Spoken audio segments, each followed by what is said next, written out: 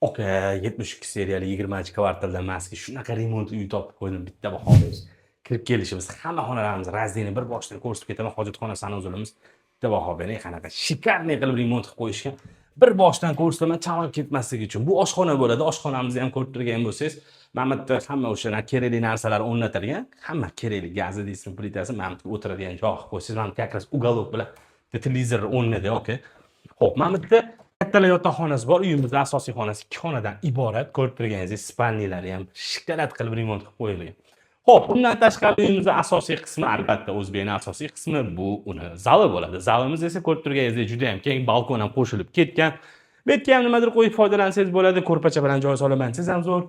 Stol qilsangiz o'ta go'zal bo'ladi. Qisqasi, mana shu endi remontdan chiqqan uyimiz sotilyapti. Xonadonimiz bitta fasadiga ham baho berib qo'yasizlar. Qanaqa chiroyli ishlangan. Tinch joy, maktab, bog'cha bir qadam lokatsiya super. Hamma ma'lumot pastda opsiyada bo'ladi. Mana bu raqamga qo'ng'iroq qiling. Gaplashamiz, kelishamiz. Shoshiling, kvartira bor. Sizga doim eng zo'rlarini yechishda davom etadi.